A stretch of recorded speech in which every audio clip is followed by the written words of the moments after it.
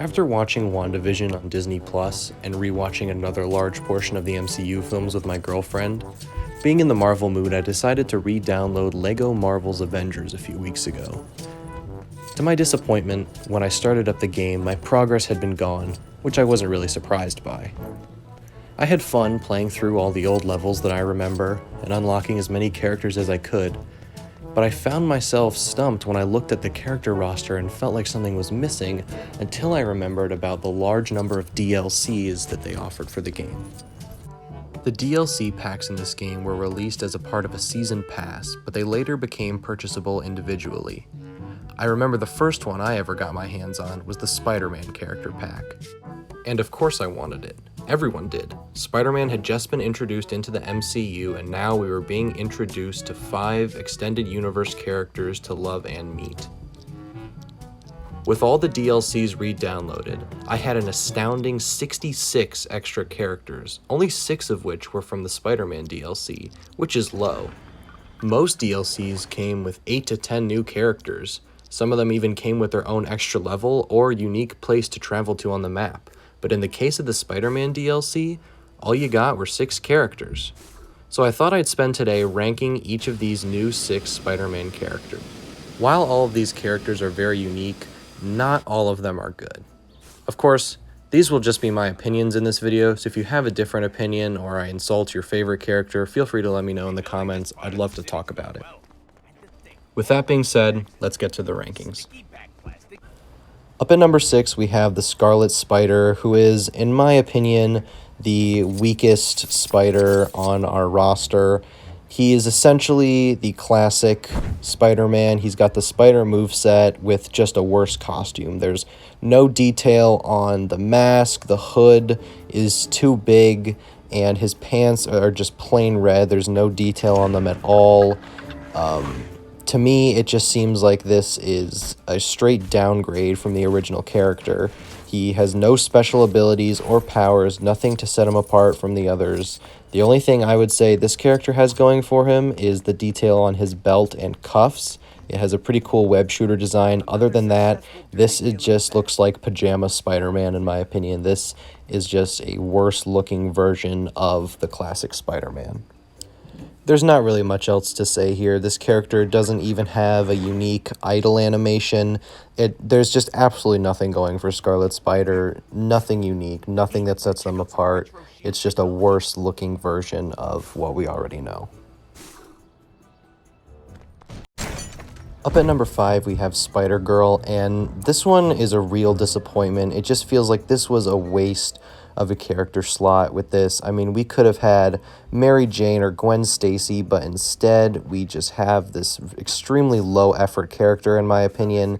The only thing that she has going for her, I think, is that from what I can tell, she has unique swinging animations, which is pretty cool. You know, I gotta give credit where credit is due, but other than that, she's only higher than Scarlet Spider because, as far as I'm concerned, her suit looks marginally better. I mean, it has some more detail and the colors match better, and at least there's not a giant gross hood.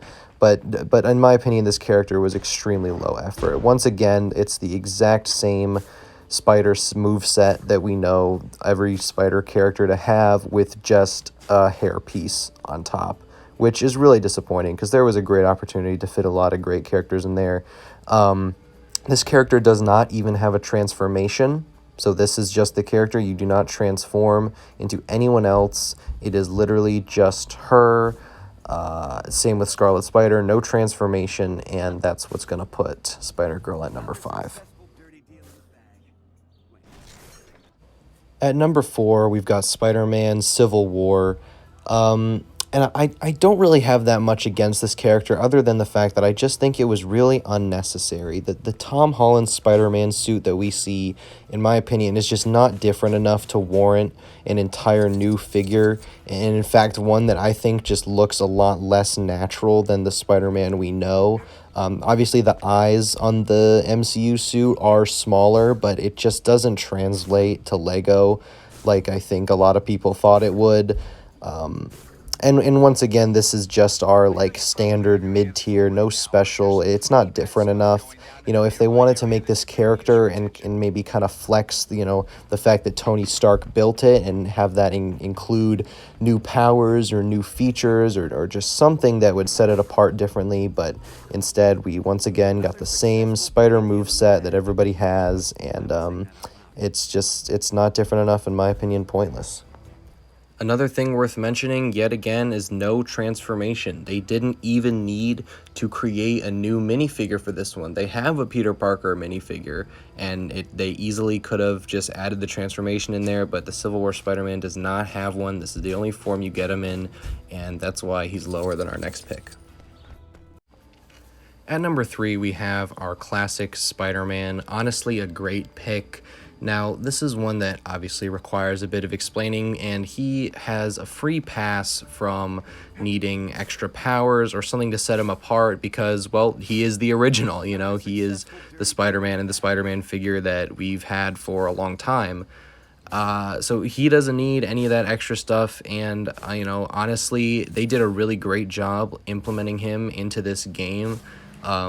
They introduced the double web, I don't know what you would call it, just the hold A jump. You'll see it here in a second. Yep, you can dash up like that. That wasn't in any other game before, so they did a really good job of implementing that. But what he really has over all the other lower picks right now are the transformations. And let me just start by saying I hate the Spider-Person transformations in this game. I think it's so stupid. The web cocoon, I think, is ridiculous. They could have animated that way better. But regardless, he does have a transformation. He can become Peter Parker, who's got his camera that can shoot flashes, for some reason, whatever they want to do. But, the transformation is definitely a plus for all characters going forward. At number 2, we have the Iron Spider suit. Now, this suit has a lot going for it and a lot against it. So to start with the negatives, the suit itself is a little lackluster. It's lacking a lot of detail, and I know they want to try and stay true to the fig, but you do have a lot of leeway when you make games like this, and there just wasn't any reason to keep the ring around the neck to show that it's holding on the legs. To me, that just looks so stupid and did not need to be kept in.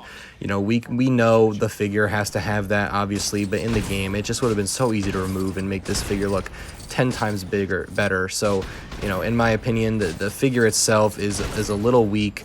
But, what this one has over all of the others is obviously the rockets and the beam being the Iron Spider suit. And in terms of its powers, I think they did a really good job. The Iron Spider is super fun to play in. He's my go-to spider person whenever I'm completing levels or, trying to get a gold brick or something, because he can break both silver and gold Lego blocks. Like I said, they did a really great job. He's super fun to play as. The legs look so bad. They don't even look like Legos. I think they could have done that a little better, or at least trimmed them down a little bit, I'm not asking for an Infinity War suit or anything. All I'm asking for is just it's just a little bulky, and in combat the legs don't even come into play that much. But the best thing about it is that he's still got the spiderness in there. He can still climb walls, shoot webs. He doesn't fly, he swings.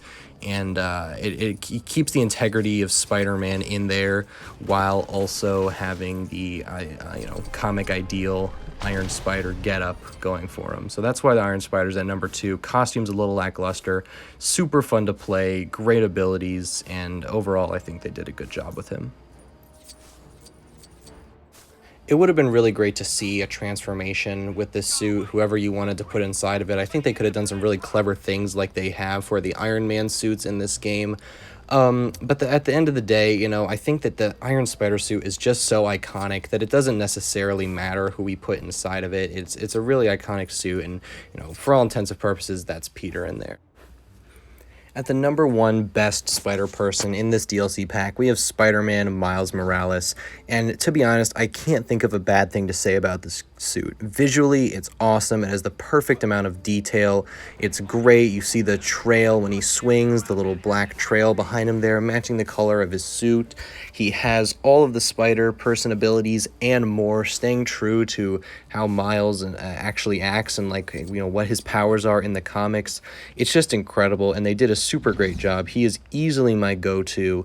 When you press B, you've got the invisibility, and you can also hold for the Venom shock ability. It is just so much fun. It's a super refreshing take on Spider-Man, and to top it all off, if that wasn't good enough, excellent powers, excellent visuals, he has his own transformation. They added a Miles figure in there. It looks pretty good, I would say. This is an adult version of Miles, so, if you're surprised that it doesn't look like Spider-Verse Miles or PS4 Miles, that's why. This is their own kind of adult version. And also, to put him over the top, he can use his invisibility in human form. He still has his powers when he's in human form, because of course he does. The suit doesn't give him the invisibility and the Venom strike. It's him. It's his power. So he can still keep that while in human form, and it's just an incredible. It's two characters for the price of one, both of which I think are done so beautifully. I can't think of a mistake. Beautiful suits, super fun gameplay. If you haven't tried combat with Miles yet, I highly recommend it. Go into one of the Sokovia levels or the Captain America level. There's a lot of enemies there. It's a blast. It's absolutely amazing. So yeah, those are going to be my picks for the rankings of the Spider-Persons we got in the DLC. All in all, the DLC was pretty disappointing, and I know you can't ask for the world when you get extra content like this, but it felt like a lot of the characters were possibly rushed and just a lot of missed opportunities to add some fan-favorite Spider characters in there. And, we only got 6 characters, which is already less than most DLCs, but to make up for it, we didn't even get a level or a special, zone or anything with it. It was just the characters, but, the last couple of them definitely make up for it. There's a really great addition to the game. There's nothing like swinging around New York City in Lego form. So thank you guys so much for watching. If you disagree with anything, please let me know in the comments, and I'll see you.